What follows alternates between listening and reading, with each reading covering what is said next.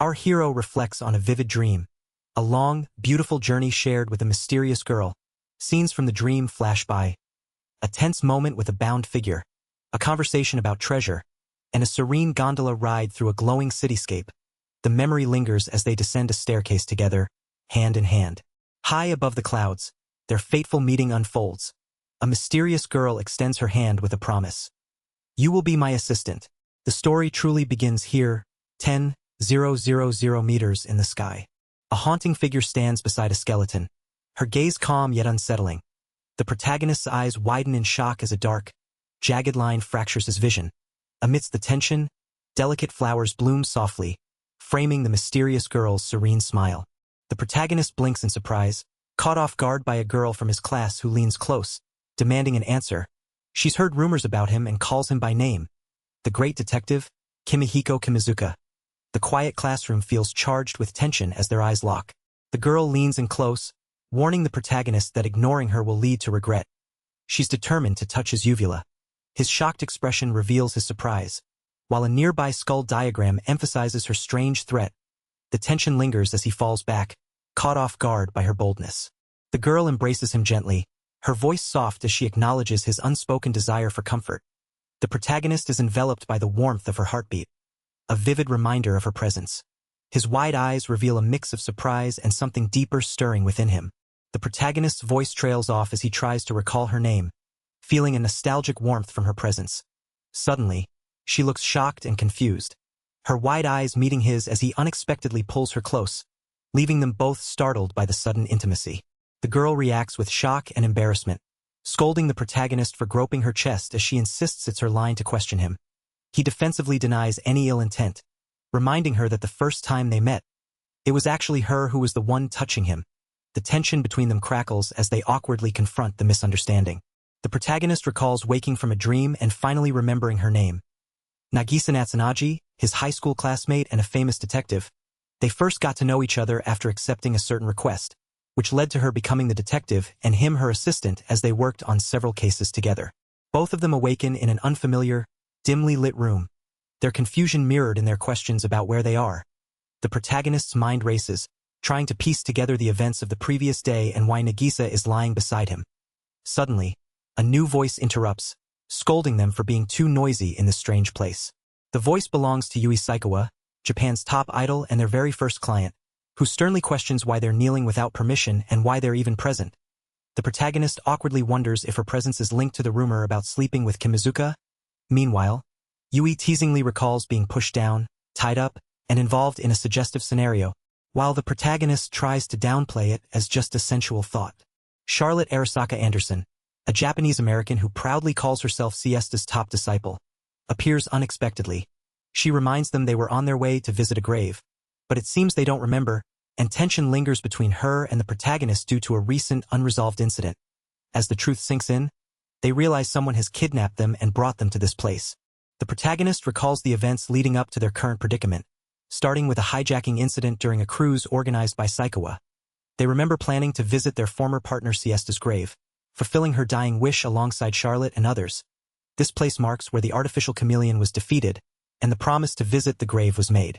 Realizing they've all been kidnapped, the group exchanges blame and frustration, with Charlotte admitting her fault in their carelessness. Despite the grim situation, the protagonist remains calm, confident that whoever took them will soon regret their decision. A mysterious TV screen flickers to life, instantly reminding the group of grim death game tales. Amid the tension, a light-hearted exchange unfolds as one character playfully warns another not to invite trouble just for their sake, while another gently encourages hope by mentioning an upcoming wedding. The group shares a moment of reassurance as one character confidently promises to protect Kimizuka with their keen judgment, while another playfully defends themselves for being straightforward.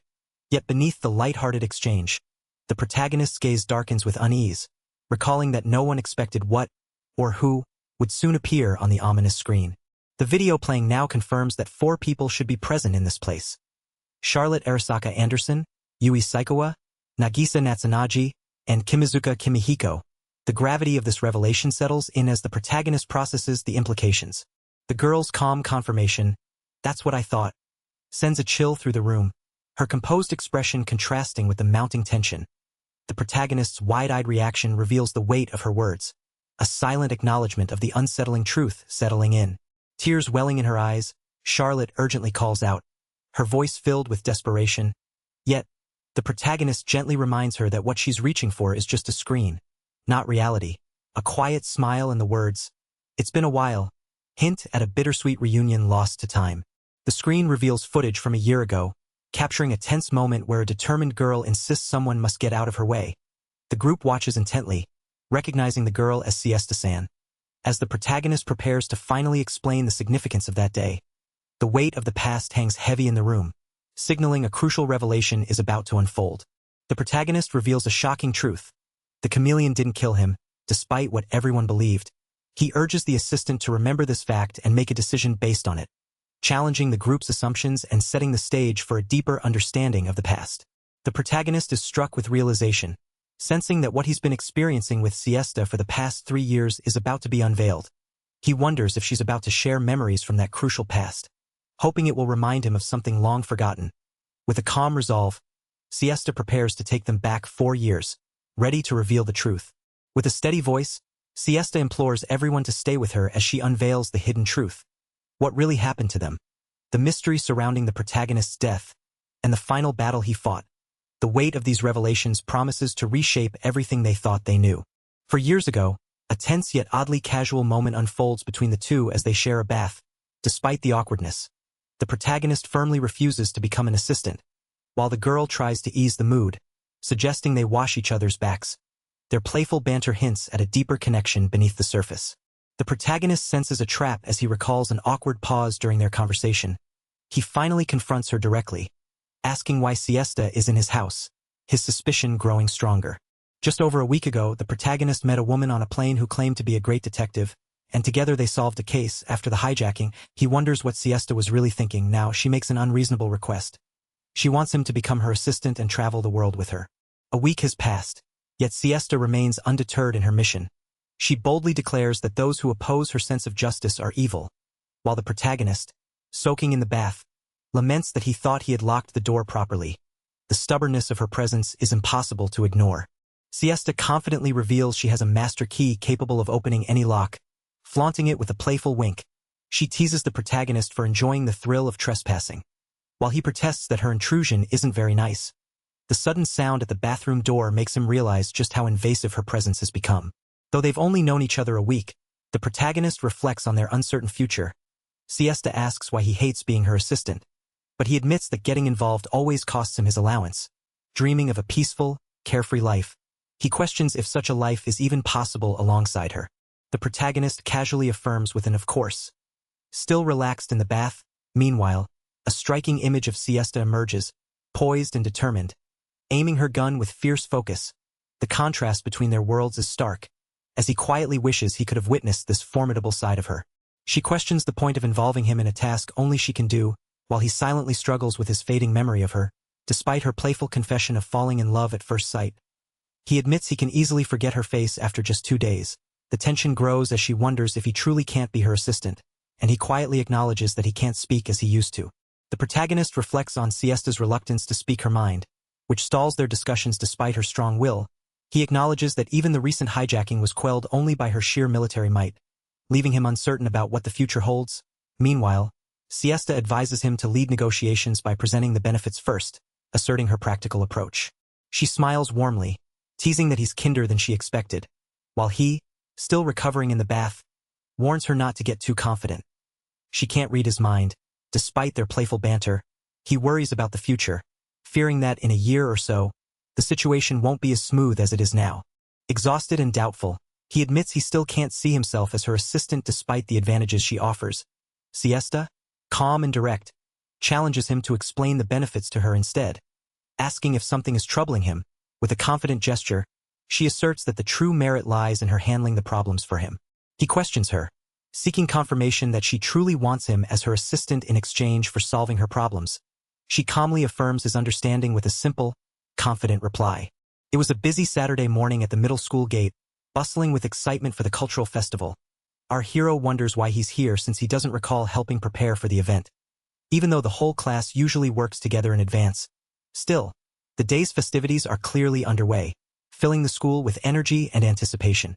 Our hero learns about Miss Hanako of the toilet, one of the school's legendary 7 school wonders, linked to an old urban myth involving a mysterious girl who drags unsuspecting students into the bathroom. Though it sounds like a typical outdated ghost story, the strange atmosphere suggests there might be more to it. He listens carefully, his expression serious as he processes this eerie tale. In a cozy room, a girl casually eats pizza while teasing the boy about barging into his apartment, borrowing his clothes, and watching foreign dramas. Their playful banter continues over the pizza toppings, with a lighthearted dispute about the cheese and pickles, revealing a comfortable, teasing dynamic between them. Despite the jokes, there's a subtle warmth in their exchange, hinting at a growing closeness. The girl explains that at her school, students who encounter Miss Hanako end up becoming Miss Hanakos themselves, much like zombies spreading their condition. The boy, skeptical, compares it to a B-movie rumor, but she insists there's truth to it. Hinting that's why she's confiding in him, he quietly admits that the story is mostly accurate, even if he's reluctant to fully accept it. The boy reveals that a growing number of students, mainly from the track team, have suddenly stopped coming to school, with some even running away entirely. He mentions that the police are already involved due to several runaways, and quietly asks if the track club has had any internal trouble. The empty classroom and police car emphasize the seriousness of the situation. The boy suggests that the cause of the disappearances might be an external factor affecting the whole group, as there have been no rumors of anyone dropping out individually. The girl solemnly confirms the unsettling rumor. Miss Hanako may have dragged all the missing students into the girls' toilet. This chilling explanation fuels the growing fear of a mass outbreak of Miss Hanakos spreading through the school.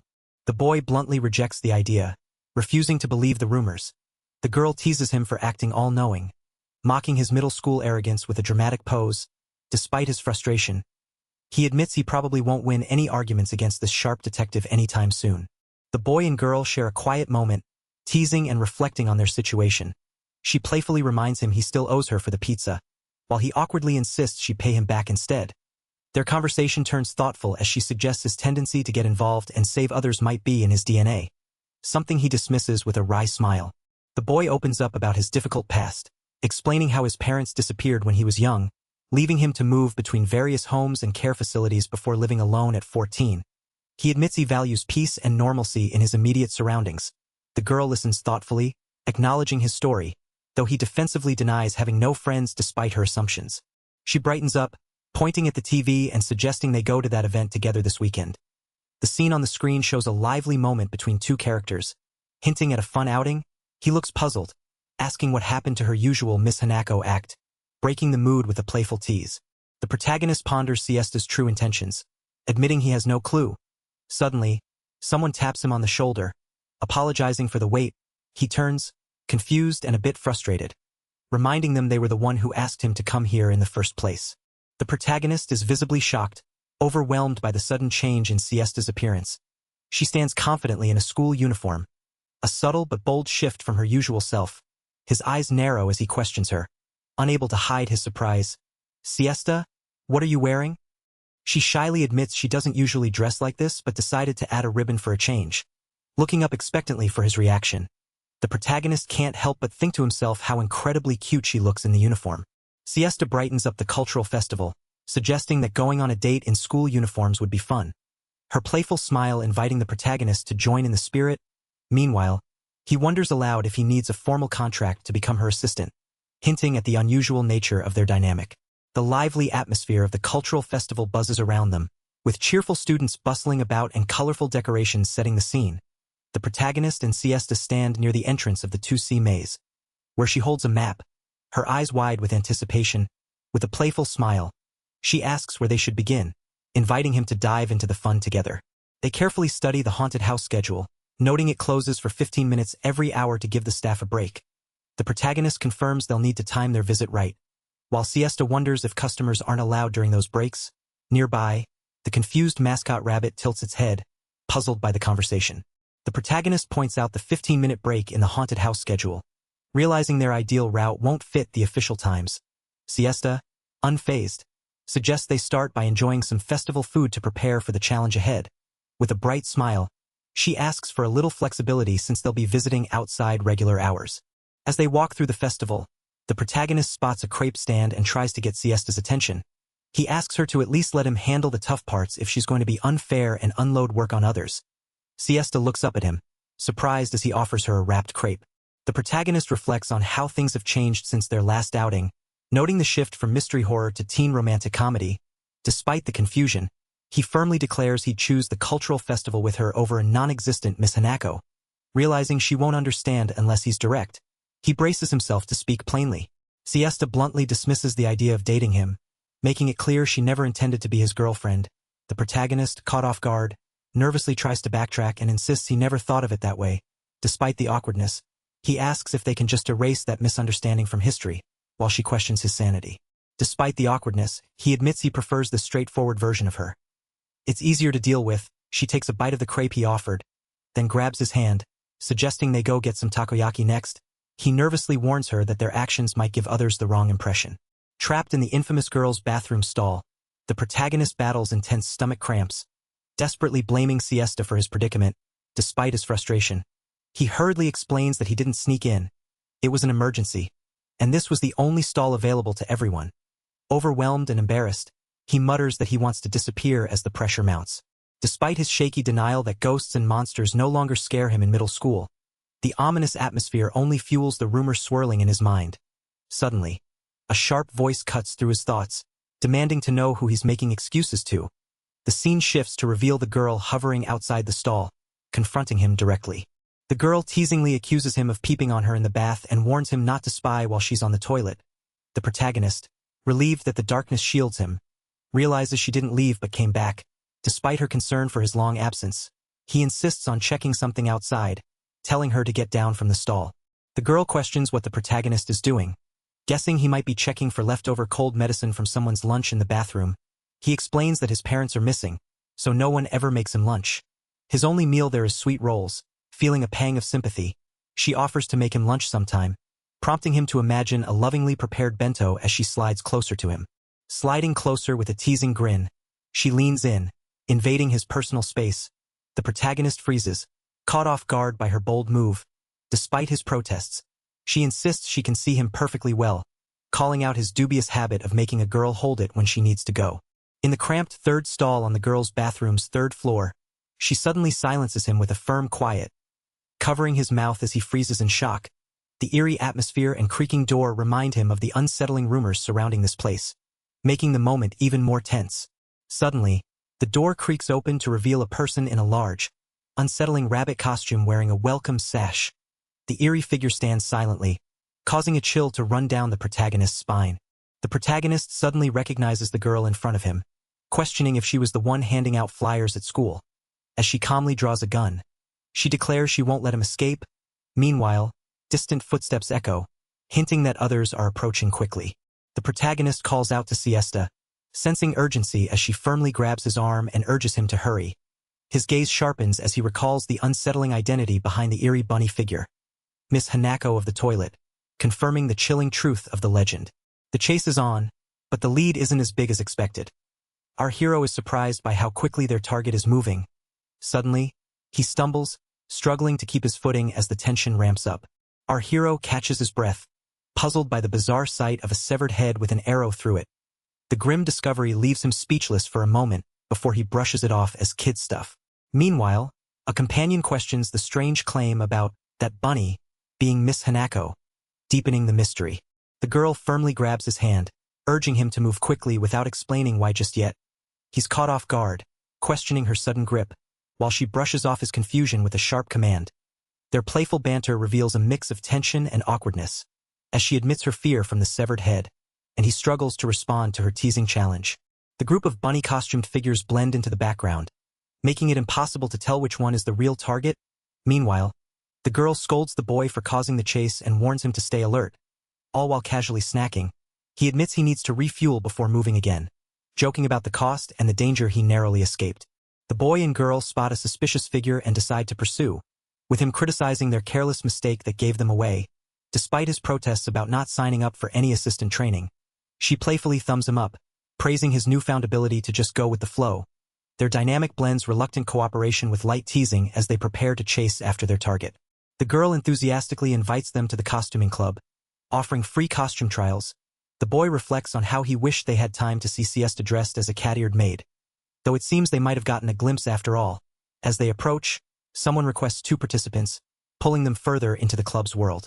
The boy protests that dressing as a cat-eared maid will only attract more attention, but the girl insists it's their best strategy to blend in among the crowd of character costumes, despite his reluctance and confusion over why he'd have to wear such an outfit. They're soon handed costumes and guided into the club's dressing room, preparing to disguise themselves for the next step. Faced with the elegant tuxedo and a hesitant bow tie, the boy reluctantly accepts the reality of their plan. Though uncertain and uneasy, he knows that if they want to blend in and succeed, disguising themselves is a necessary step. With a deep breath, he steps behind the curtain and begins to change. Dressed sharply in the tuxedo, he steps out with quiet confidence, only to realize no one's paying him any attention, despite all his preparation, frustrated but trying to play it cool. He's caught off guard when a stunning figure in an elegant dress appears, greeting the crowd with a graceful apology for the wait. The stunning figure steps forward in a delicate, flowing dress, softly asking, "How is it?" Our hero, caught off guard and blushing, stammers a hesitant but sincere compliment, admitting it looks good on her. The scene is filled with an ethereal glow, butterflies and flowers, emphasizing the moment's gentle beauty. Caught off guard by the genuine compliment, he admits he didn't expect her to be so straightforward. Their shy exchange blooms into a tender moment, surrounded by soft floral imagery, as they both acknowledge how well the tuxedo suits him. Just as the atmosphere lightens, someone offers to capture this special moment with a photo. Reluctantly agreeing, the couple poses arm in arm for a photo, cherishing the moment together. She smiles warmly, remarking that this will be a good memory. He returns her gaze with a gentle smile, quietly affirming how special the moment truly is. Realizing they've spent too much time on their romantic moment, the protagonist panics, remembering their real mission to chase the rabbit, despite the lingering warmth of the previous scene. They quickly snap back to reality and rush to return the costumes, determined to keep up with their original plan. As they hurriedly move, she admits the wedding dress isn't exactly made for running, teasing that he's the only person who'd play tag dressed like that. Meanwhile, onlookers snap photos, and he nervously realizes that if those pictures hit social media, it would haunt him forever. She playfully calls him assistant, teasing him about their roles, while he tries to keep his composure, asking her not to switch back to their usual dynamic so quickly. Their lighthearted banter is interrupted by a call from outside, drawing their attention to the bunny-costumed fugitive who stayed true to their disguise. She confidently opens the door, explaining the need to be humane and catch the rabbit quickly. He nervously questions if she's planning to jump from the ledge, worried about her safety. Reassuring him, she reveals her special shoes and insists he comes along, easing his tension as they step outside together. As she carries him through the air, she calmly reveals that her special shoes allow her to fly. Meanwhile, someone quietly observes a photo of their airborne escape on a phone, pondering the surprising truth behind the bunny disguise. She explains that the drug causing students to skip school is a stimulant that started with the track and field team before spreading. The protagonist is shocked to learn this, especially about the severe side effects like memory trouble. Though recovery is possible with careful treatment, despite the risks, the drug's temporary boost in concentration is what made it so tempting. The protagonist pieces together that the multiplying Miss Hanako's means they began selling the drug themselves to afford more, fueling rapid expansion. The drug's highly addictive nature drove this cycle, turning it into an illegal trade hidden behind the girls' bathroom on the third floor of the old school building. The protagonist reflects on how the rumor of Miss Hanako in the toilet was actually a coded cover for secret drug transactions. With only a few students aware of its true meaning, he learns the drug is derived from a pollen-like substance, explaining the flower child nickname, and realizes the dark consequences hidden behind the seemingly harmless joke. Despite wanting a quiet life, he acknowledges the drug's shadow had already begun to disrupt the peaceful routine, and he questions why Miss Hanako appeared at a cultural festival in broad daylight instead of the usual 3 in the morning. The protagonist realizes the rabbit costume was part of the drug gang's scheme, used to blend in and steal territory from rivals at the cultural festival. Siesta confirms she knew something was off about the rabbit from the start, pointing out the irony of wearing running shoes that gave away their identity despite the full-body disguise. The festival's crowd provided cover, but the Miss Hanako's guilt kept them from appearing openly, until now. The protagonist pieces together how the running shoes, worn by the rabbit disguise, ironically gave away their identity, as many Miss Hanakos were on the track team. He recalls how Siesta had emphasized the unusual timing of their meetings and how the rabbit had come directly to the site, only to flee when spotting Siesta armed, revealing the trap they'd set. The plan had involved dropping a code word and pretending to be a client to establish contact with the rabbit. Siesta calmly explains that first-rate detectives resolve incidents before they even occur. The protagonist smirks, Admitting it wasn't much of a case for her, he reflects on her impressive skills, recalling how she once fought fierce battles against pseudo-humans and could likely handle illicit drug deals with ease before breakfast. As they share tea, she casually reveals that a certain organization might be connected to the flower involved in the incident. The protagonist's expression shifts to shock. Realizing the gravity of her words, the conversation deepens, hinting at a larger conspiracy behind the case. The protagonist reflects on how the secret society's influence quietly infiltrated his neighborhood, with a mastermind lurking behind every drug operation. As he contemplates this dark reality, a calm voice interrupts with a simple, pointed question. So, the weight of the revelation sinks in, leaving him visibly shaken. Her calm question cuts through the tension. What are you going to do? The protagonist senses the unspoken challenge in her gaze, whether he's truly ready to leave his comfort zone behind and face the looming battle head-on. The weight of her silent inquiry presses on him as he quietly acknowledges her by name. The protagonist questions the true benefit of becoming her assistant. Already suspecting the answer, he wonders why she insists on him specifically, realizing it's because trouble seems to follow him wherever he goes. Despite the uncertainty, he understands that incidents will find him no matter what, pulling him deeper into the chaos. The protagonist realizes that Siesta, the ace detective, wasn't interested in having an assistant. She wanted cases to solve. To her, he was simply the best tool for the job, not someone she truly saw or valued. His doubts grow stronger, convinced that whatever she offers will be nothing more than empty promises. And he's already resolved to reject her once he understands her true intentions. She offers a solemn promise to protect him with her life, no matter what trouble comes his way.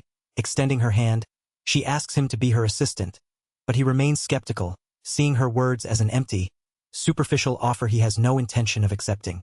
Despite his lingering doubts, he finally concedes, agreeing to go along with her. She teasingly calls him out as an obvious male tsundere, while he tries to deny it, though even he admits it's a figure of speech. She reminds him that their answer was already decided the moment he showed up. As she playfully questions what being his assistant really means, suggesting she might even take care of his daily routine, he firmly rejects the idea, though it's clear he's given it some thought. Frustrated by her teasing, he snaps, finally conceding with a reluctant, "I get it, all right?" She grins, declaring she'll be his assistant as he slams his hand on the table in exasperation.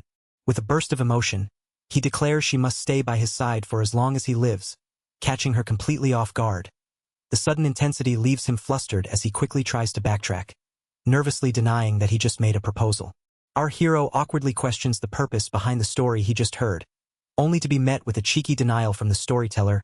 Frustrated, he insists it was done on purpose, while a flashback reveals the moment he and Siesta agreed to stick together for their journey.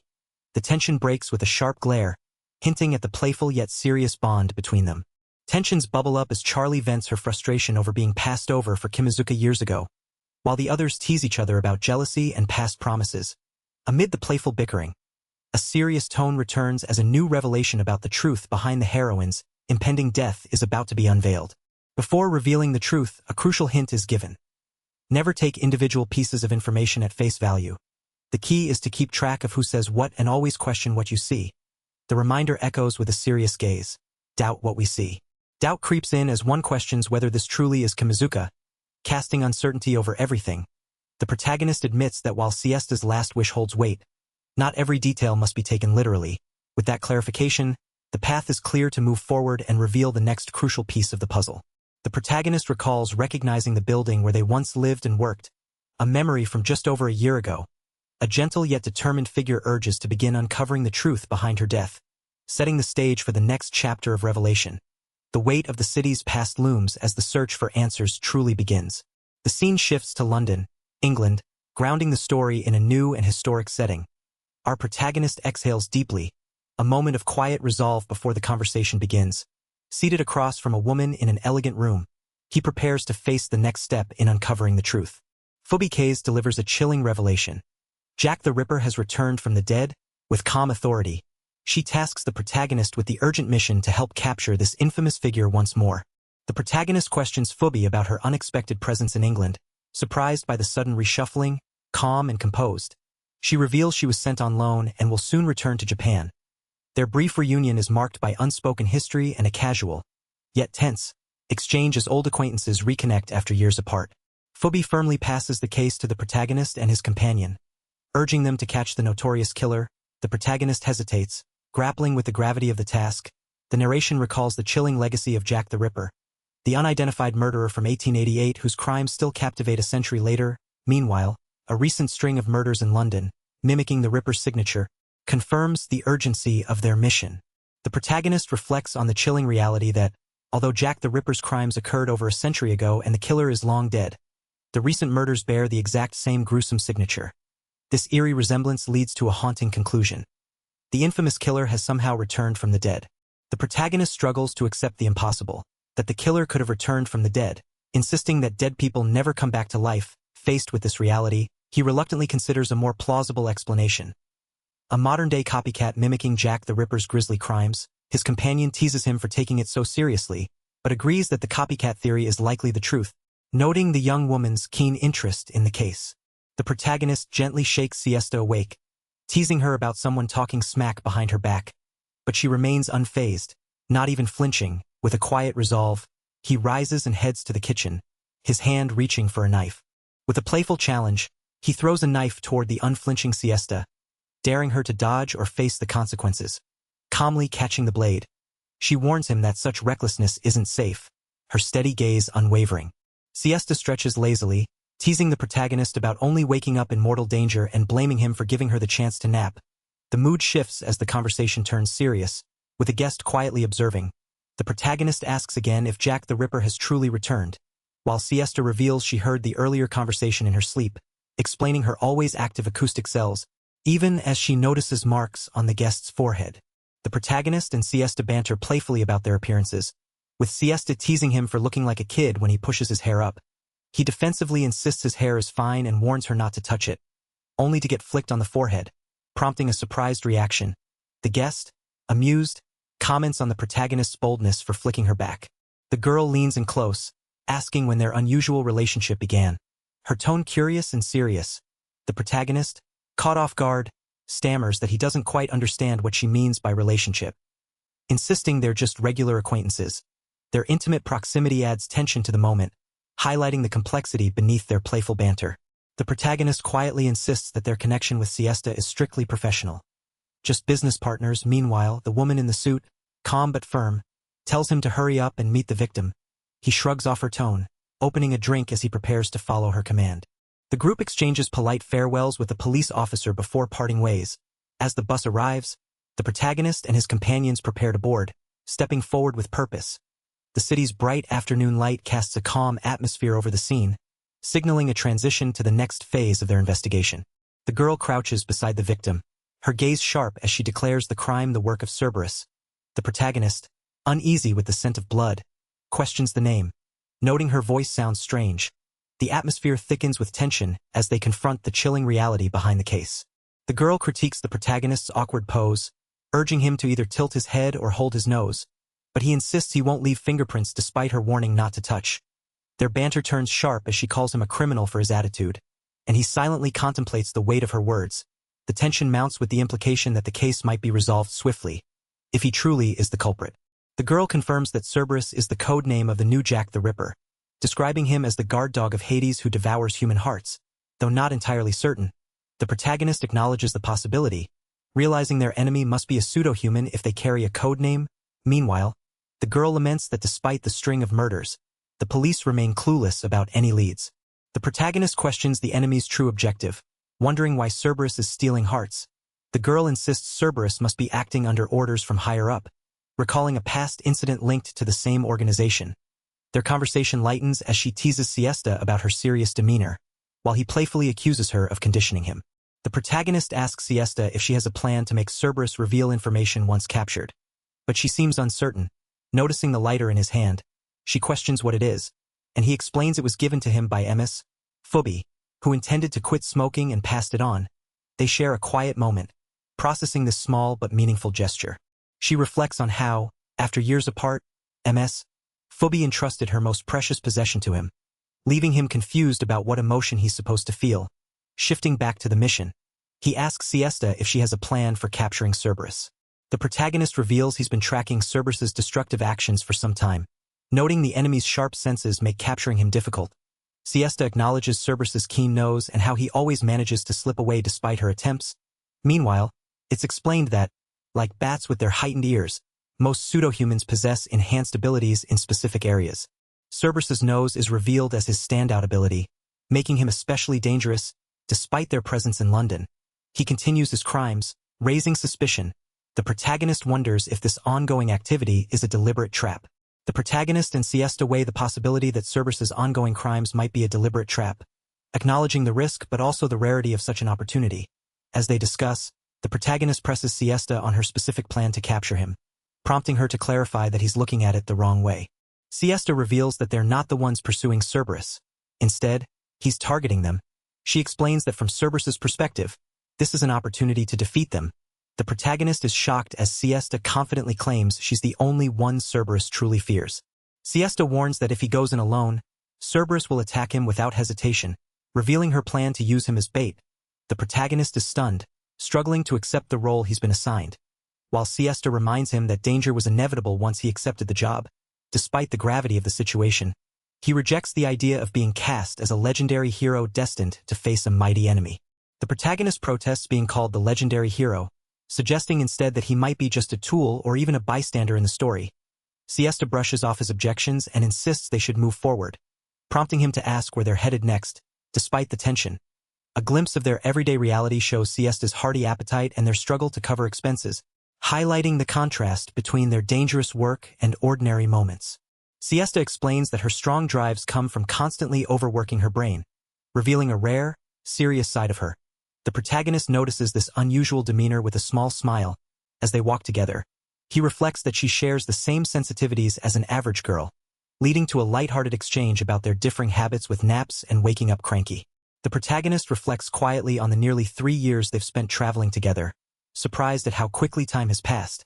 He advises Kimmy to relax and enjoy some leisure time, like eating pizza in her room, but quickly brushes off any nostalgic feelings, insisting they save those memories for when they're much older. The protagonist lies back in a hotel room, mentally preparing for the dangerous role he's about to play as bait for Cerberus. Despite the tension, their banter hints at a long-standing camaraderie, with him insisting he's not ready to give up his life just yet. Meanwhile, Siesta calmly outlines the grim timeline, warning that the confrontation will come around midnight. The protagonist sits quietly, uncertain if the deadly encounter with Cerberus will even happen today. Despite the looming threat, he half-jokingly pleads for someone to come save him early. Meanwhile, the reality sinks in. Though they know Cerberus will likely target him now that he's separated from Siesta, the exact time and date remain unclear. Knowing he'll likely be stuck waiting in this hotel room until Cerberus arrives, the protagonist tries to lighten the mood with a half-serious question to Siesta about whether she's checked the neighboring room. Her sharp retort cuts through the tension, reminding him just how risky his casual attitude is right now. Siesta calmly reassures him that her presence nearby will keep the enemy hesitant to act. Realizing the weight of her words, the protagonist is struck by the harsh reality that he's truly alone in this. Despite the tension, he tries to accept the situation, though the fear lingers beneath his forced composure. The protagonist tries to reassure himself with a faint hope of rescue, though Siesta quickly deflates it with a dry joke. He sighs, wishing she were actually there with him, while she calmly teases him for his vague intentions and his habit of not being straightforward. Their playful banter masks the underlying tension of their precarious situation. The protagonist asks if Siesta is outside, but she urges him to return to the apartment before it gets too late. She warns that Cerberus isn't the only dangerous threat nearby, hinting at more trouble ahead. Siesta then awkwardly admits that it was just novel to be treated like a girl by him, apologizing for the unexpected confession. Despite her bashfulness, she admits to laughing, softening the mood between them. The protagonist, lying back, muses humorously about the unexpected effect of showing her kindness before deciding to end the call. As the conversation winds down, she shyly offers to keep the line open so he won't feel lonely, even though she can't be there in person. Time passes steadily as the protagonist goes about his evening routine, washing up and stretching after a long day. Night deepens and finally, he drifts off to sleep, the quiet of the room settling around him. In a sudden and chilling moment, a hooded figure points a gun at the protagonist, who lies unaware. The tension breaks as the figure fires, apologizing softly, while a haunting thought echoes. This act was their life. The protagonist, unfazed by danger, confidently tightens his grip on the attacker's arm, warning that he's used to near-death experiences and would defend himself fiercely. Despite the threat, he shows no mercy toward pseudo-humans, his expression cold but resolute. As the attacker's gun slips from their grasp, the protagonist moves swiftly, cautioning them not to struggle or risk injury. The attacker launches a fierce kick, but the protagonist notices something off. The assailant has dislocated their own shoulder. Realizing this is no ordinary human, he identifies the attacker as Cerberus, Hades' fearsome guard dog, and the revenant Jack the Ripper. Despite the pain, the protagonist stays composed, ready for whatever comes next. With a weary but determined smile, the protagonist assures Siesta that he's bought her 30 seconds. Meanwhile, the fallen gun lies on the ground as the tension escalates. Despite his injury, he pushes forward, ready to face whatever comes next. The protagonist faces a gun pointed at him, his expression tense but defiant as he challenges his attacker, questioning if they truly don't care how they kill him. Despite being at a disadvantage without the ability to see, he refuses to give up, determined to find a way to turn the situation around. His mind races, searching for any possible action he can take to survive. A flicker of realization crosses the protagonist's face as he pulls out a lighter, acknowledging he still has a trick up his sleeve. With a calm smirk, he lights a fire, tossing a bottle of alcohol onto the flames, setting the room ablaze and shifting the tension in his favor. As the fire blazes, the attacker is momentarily blinded, giving the protagonist the chance to close the distance. With a swift, decisive move, he grabs the assailant's head, knocking the gun from their hand and seizing control of the fight. With the attacker subdued, the protagonist leans in confidently, declaring the fight over and apologizing to Siesta for not needing her help this time. He then begins to uncover the truth, determined to see who the assailant really is. As he flips a switch, the moment of revelation draws near. The truth is finally revealed as the attacker, with a steady yet vulnerable gaze, declares her identity.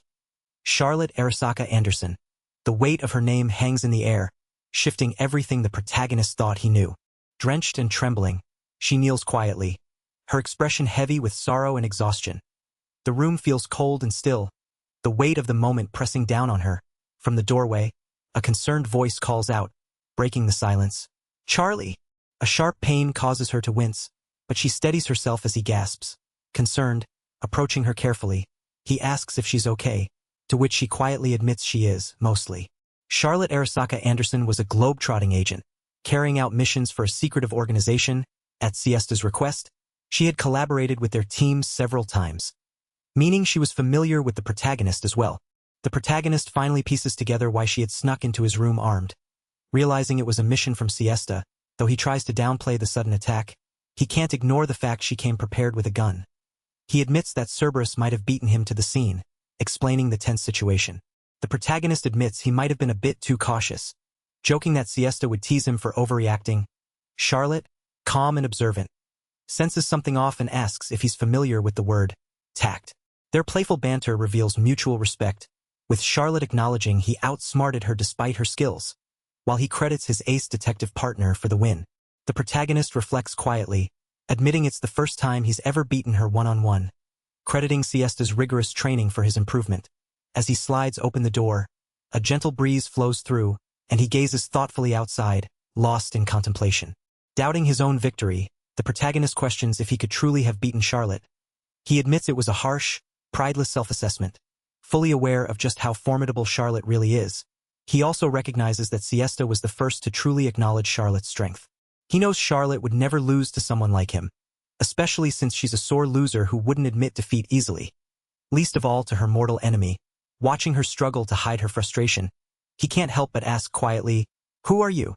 A chilling smile spreads across her face as half of it twists into a swirling, unnatural pattern, revealing her true form beneath the disguise. She acknowledges with a sly tone that her secret has been uncovered. Meanwhile, the protagonist reacts instantly, drawing his gun in alarm as the surrounding environment begins to crack and creak ominously. The antagonist reveals his true identity as Cerberus, the mythical three-headed guard dog of Hades, symbolizing his ability to transform into others.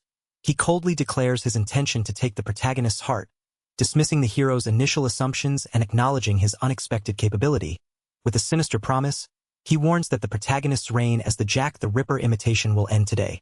Under the full moon's eerie glow, the mysterious figure closes his eyes in solemn prayer, invoking the night's power as he murmurs, "The moon is full tonight. It makes the blood sing." Below, a dark, shadowy form begins to stir, signaling an ominous transformation is underway. The protagonist, unfazed, questions if the beast before him is truly a werewolf, suggesting the name Cerberus might be mixed up with something else. The hulking creature snarls, challenging him to land a hit first. With cold resolve, the hero fires his gun, warning that if he gets shot, he shouldn't be pitted.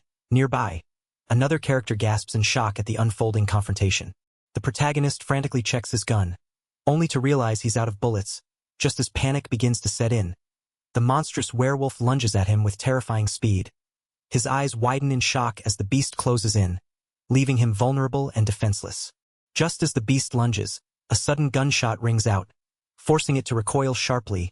The protagonist, catching his breath, questions how opening the window ended up saving him, while another voice chides him for waiting so long, warning against falling asleep at a critical moment. Just in time, a calm and confident girl appears, holding a rifle and questioning if her timing really matters. She then leans in with a teasing smile, asking if he missed her. The girl calmly steps forward, pressing the rifle's barrel against the werewolf's neck with a firm grip. The werewolf, caught off guard, questions how she managed to approach unnoticed. Confused by the lack of any scent warning, nearby, the protagonist and another man watch the scene unfold, the protagonist noting a strange sense of déjà vu. The girl explains that the room was filled with a special type of gas until just a minute ago, which still lingers faintly. The protagonist, puzzled, realizes something does smell and starts to connect the dots about the gas. Their conversation reveals the subtle but important detail that the gas's scent was still present before the window was opened.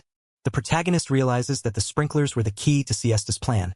She had anticipated the fight would trigger them and cleverly rigged the system to release gas along with the water, using his own lighter as part of her strategy. This was likely the true step she had taken to gain the upper hand. The gas had numbed even Cerberus's superhuman nose, causing him to fail in detecting Siesta's presence. The protagonist, still processing this, remains speechless. Siesta, poised and confident, remarks on how incredibly prepared she always is.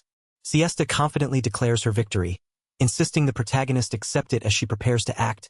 The protagonist, determined not to be caught yet, begins to transform, revealing his hidden ability. Meanwhile, an ally urgently commands to shut the window, refusing to let him escape. The protagonist defiantly declares he still has a mission to complete, refusing to give up. Cerberus, looming fiercely above, warns him it's too late. Yet the wolf's intense gaze reveals a relentless determination to obtain one more fresh heart before anything else can happen.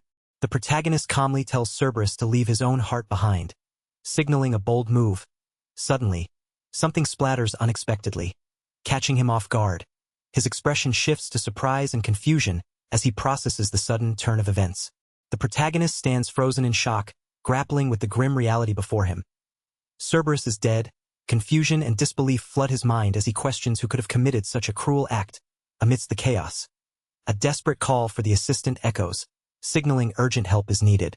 The protagonist suddenly realizes the danger as the assistant, holding a long object protectively, warns him to be careful. A tense determination flickers in her eyes, showing she's ready to act swiftly. The room feels charged with urgency as they prepare for whatever threat lies ahead. As the assistant cautiously swings the gun, the protagonist's eyes widen in recognition and surprise. It's Siesta. The tension spikes as she calmly addresses him, acknowledging this is their first face-to-face encounter, calling him ace detective with a knowing tone. A calm yet resolute figure steps forward, revealing her identity with a quiet confidence. She introduces herself as Hell, her code name carrying an ominous weight. The room's tension deepens as her presence becomes undeniable. The group learns that she is one of Spece's highest-ranking officers, identified by a code name that hints at her formidable status. The name Hel evokes the Norse queen who ruled over Niflheim, the icy realm, suggesting a chilling and powerful presence ahead. The protagonist questions the lack of any system behind the enemy's code names, trying to make sense of it. Suddenly, a commanding figure steps forward, drawing a sword with a calm yet intimidating presence. The tension rises as this high-ranking officer prepares for what's to come. The sword is drawn with a sharp, chilling sound, immediately filling the air with tension. The protagonist's face tightens in disgust, a clear sign of unease. Slowly, the officer's hand reaches out, gripping the sword's blade with a cold, deliberate squeeze, her expression calm yet deadly focused.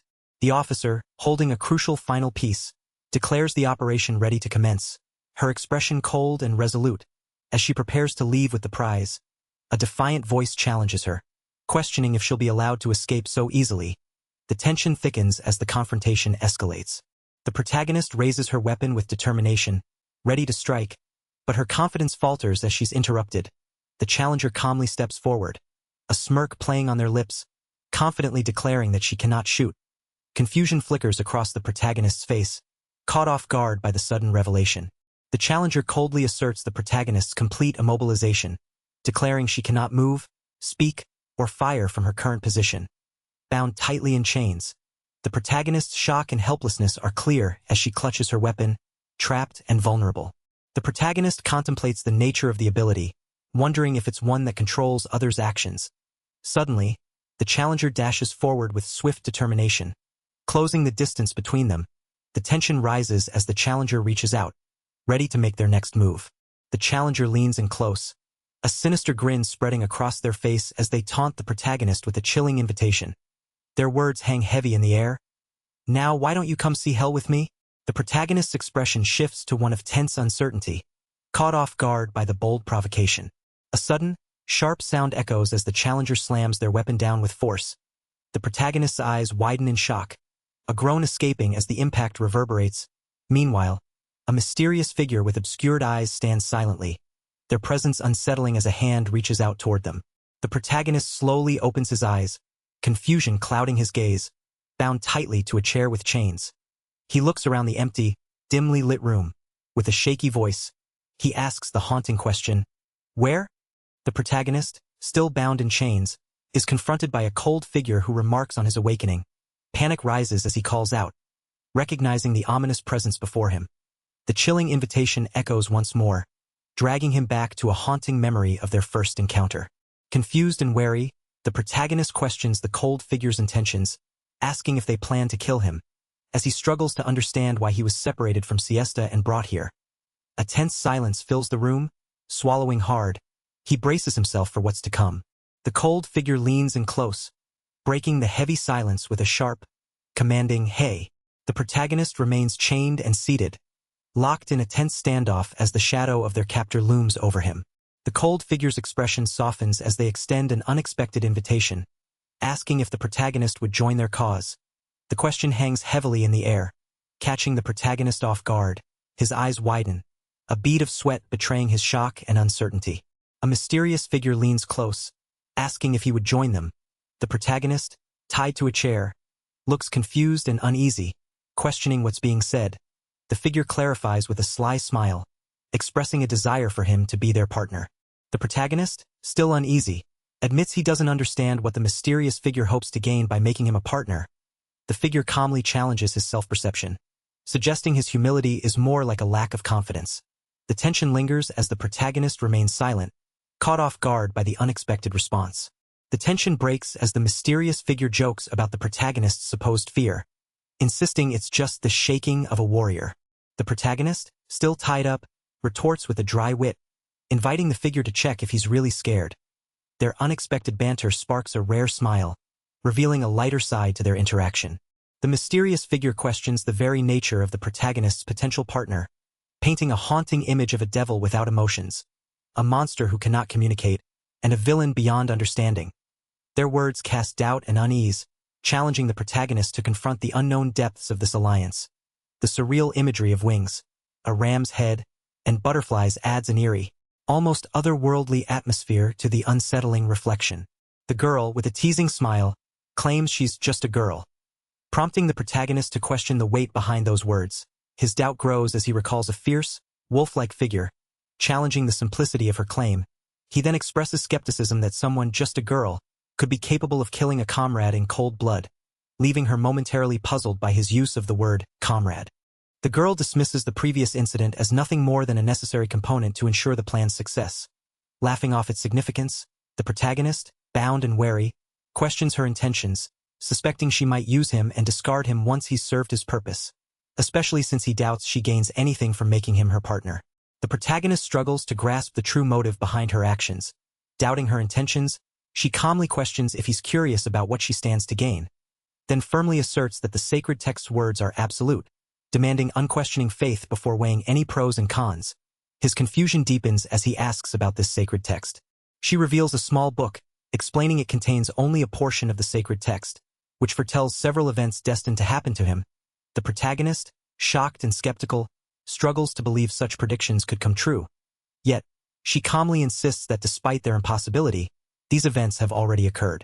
She points to the sacred text, insisting it predicted Cerberus's death and his arrival here. He rejects this, accusing her of twisting past events into false prophecies. The protagonist admits he only trusts himself, and she reveals she feels the same way, though he internally resists the idea.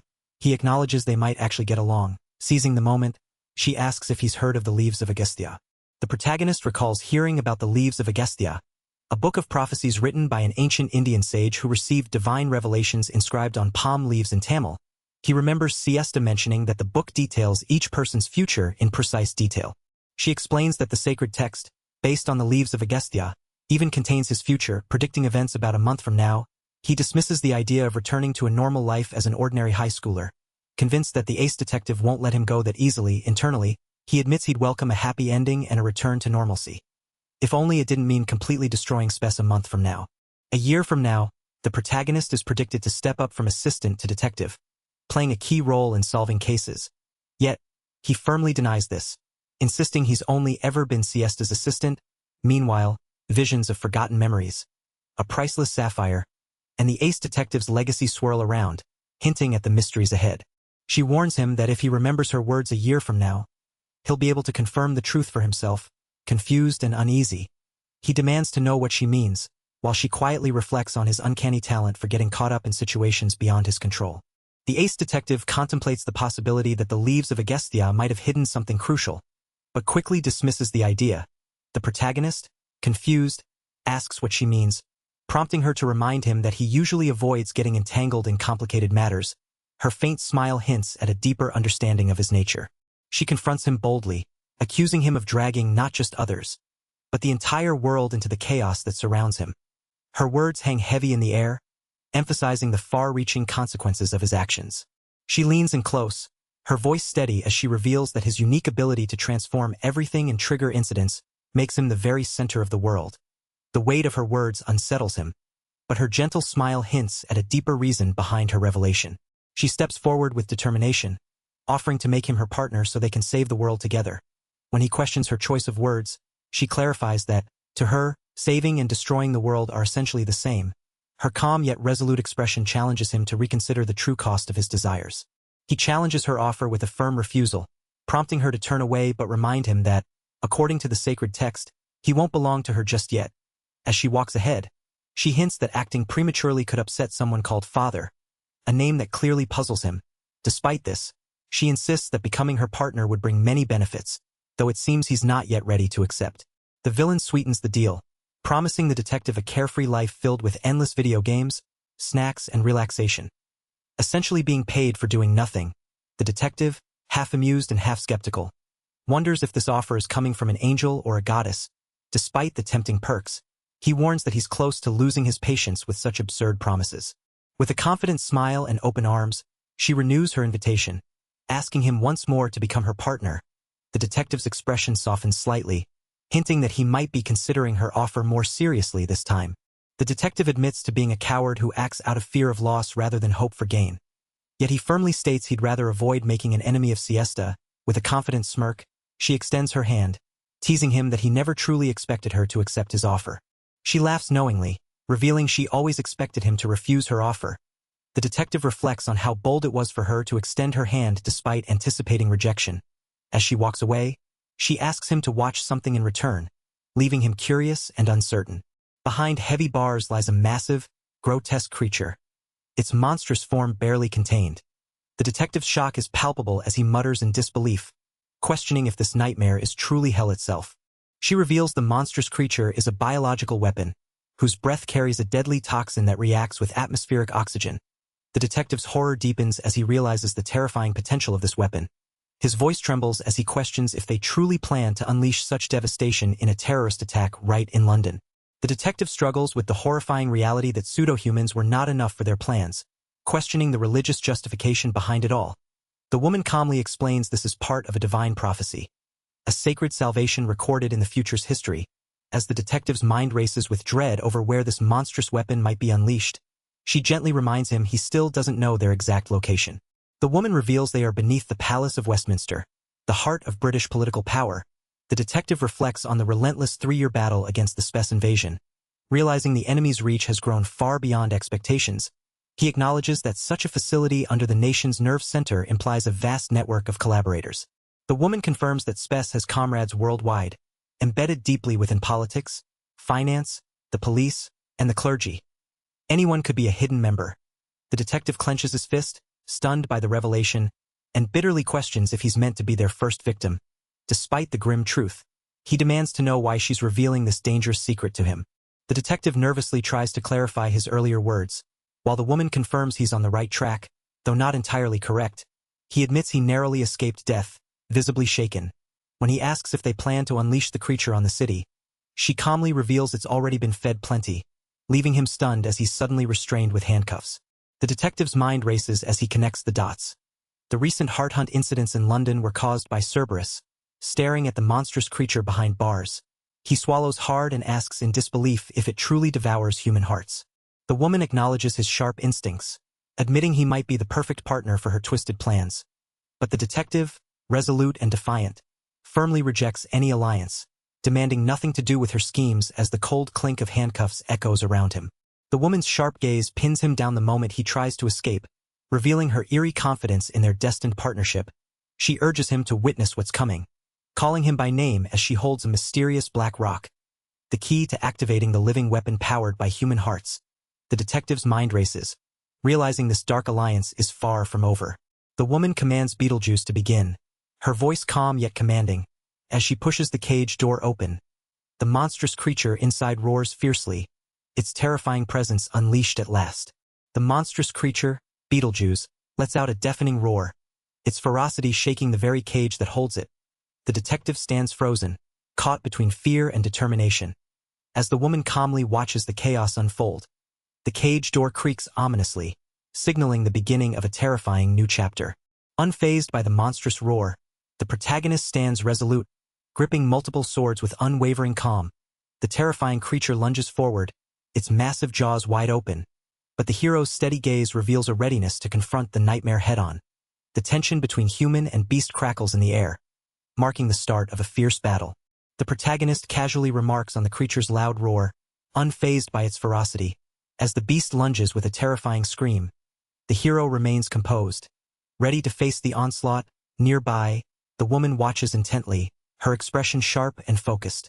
With a calm and focused expression, the protagonist steps forward confidently, undeterred by the monstrous presence looming behind. The air vibrates with tension as the creature's heavy footsteps echo, but the hero's resolve remains unshaken. Ready for whatever comes next, the battle is far from over. The protagonist calmly tries to soothe the tension, urging the others to settle down. The other character, incredulous, questions the sanity of releasing such a dangerous monster. Unshaken, the hero declares it their destiny and mission, fully committed to the path ahead despite the risks. The tension between the two sharpens as the protagonist firmly declares the confrontation will end here and now. The other, with a teasing smile, challenges the hero's resolve, questioning if they truly intend to face them alone. The exchange turns playful yet pointed, with the hero clarifying their stance.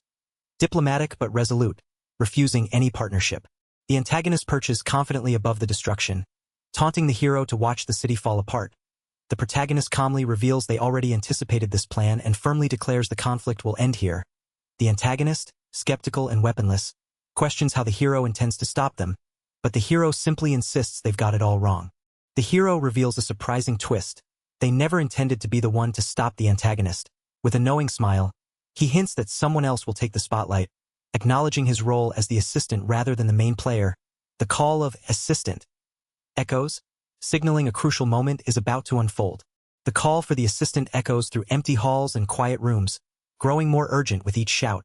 Despite the frantic search, the assistant remains calm, revealing himself quietly nearby and urging restraint. The tension shifts as the hero asserts control, signaling that the real action is about to begin.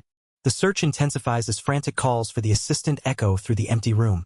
But he's nowhere to be found. The tension mounts with each unanswered shout, the urgency clear as the protagonist's voice cracks in desperation.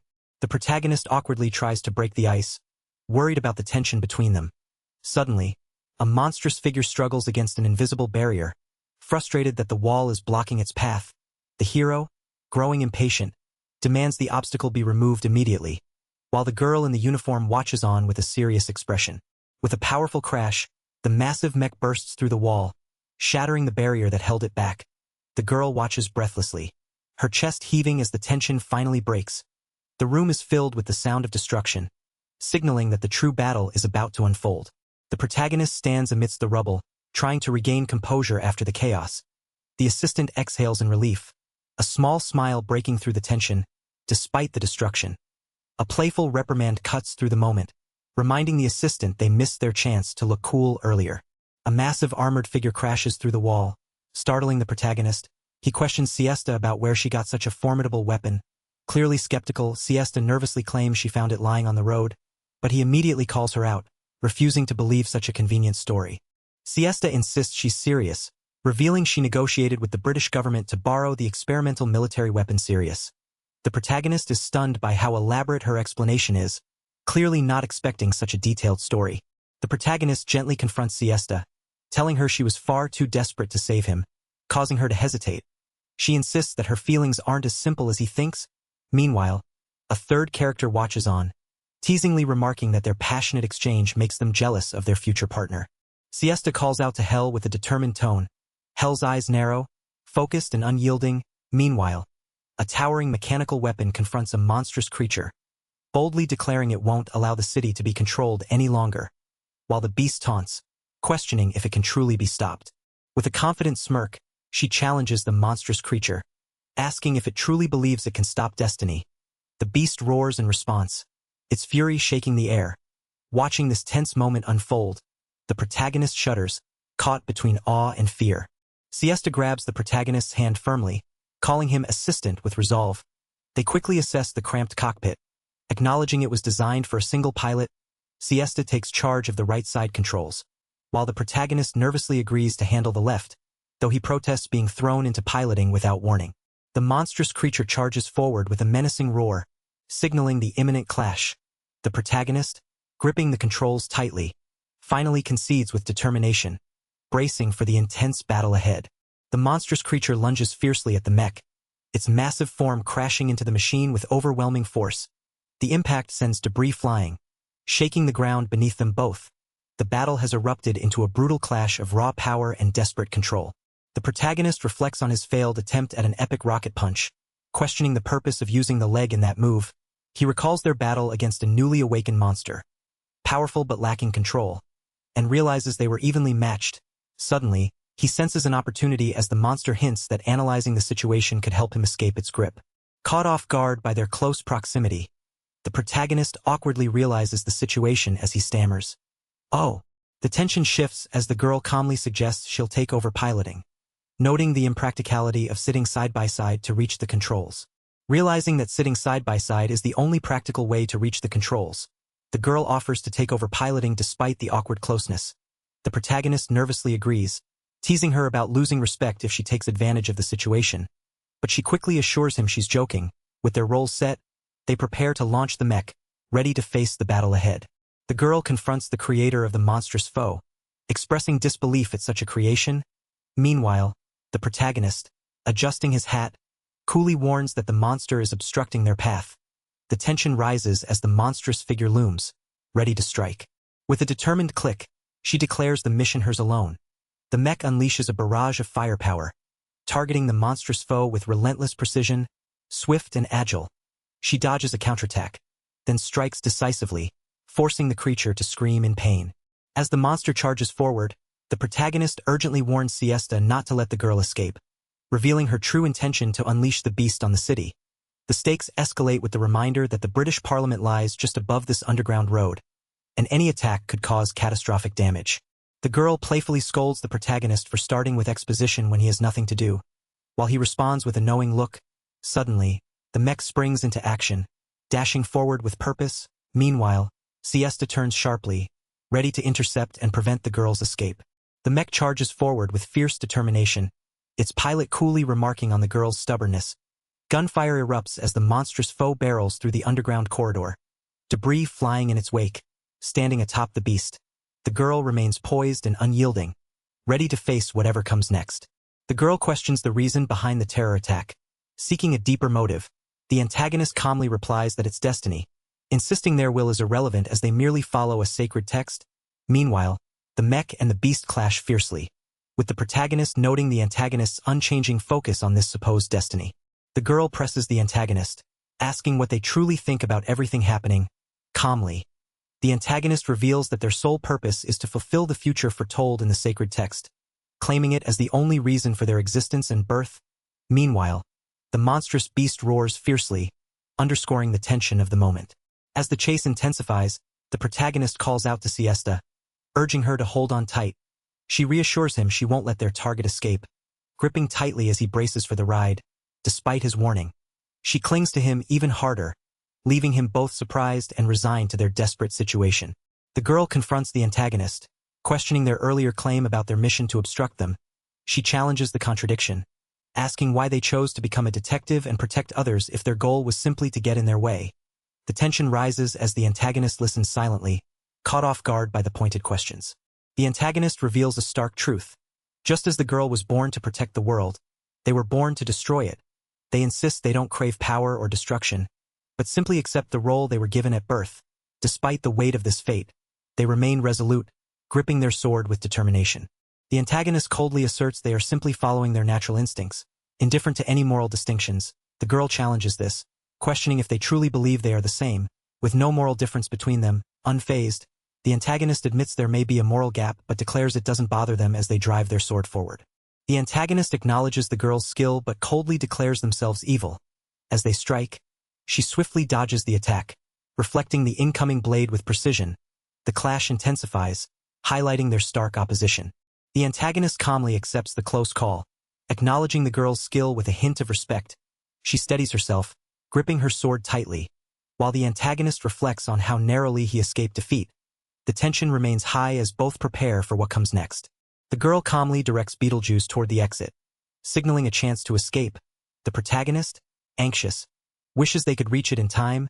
Meanwhile, Beetlejuice begins to move, responding to the call of assistant as the tension heightens. With a sudden roar, the mechanical figure launches into the night sky, propelled by powerful jets. The command to fly echoes, signaling the start of their urgent escape. The girl embraces her dual identity, accepting herself as both angel and monster with quiet resolve. Meanwhile, the protagonist steels himself, determined to take just one more step forward. In the distance, the ominous jaws of Beetlejuice begin to open, signaling the next phase of their perilous journey. The protagonist's desperate hope lingers as they reach upward, eyes fixed on the distant spire. Below, the monstrous jaws of Beetlejuice open wide, roaring fiercely, while the girl's expression shifts between determination and surprise, bracing for what's to come. The tension tightens as the gap between them and safety feels just out of reach. The girl turns away, her voice calm yet urgent as she addresses the protagonist. She warns him to escape immediately, no matter the cost. With a decisive click, she activates something, setting their plan into motion. Suddenly, the protagonist and others are launched into the air, their bodies tumbling uncontrollably as panic sets in. Amid the chaos, a parachute deploys, offering a fragile hope of survival. The city lights blur beneath them as they plummet, caught between fear and the desperate chance to escape. Suddenly, the protagonist's eyes widen in shock as something unexpected catches his attention. Above, a mysterious object bursts from the top of the spire, releasing a cloud of smoke and light. The iconic clock tower stands tall and silent beneath the unfolding chaos.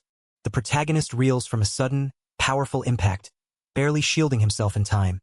A sharp fragment breaks away, falling through the air as his wide eyes reveal a mix of shock and dawning realization. The moment hangs heavy, charged with an unsettling tension. Suspended in midair against the towering silhouette of the clock tower, a lone figure drifts helplessly. The protagonist's voice trembles with disbelief and sorrow, questioning the reason behind this tragic moment. The city below feels distant, as if time itself has paused in this haunting scene.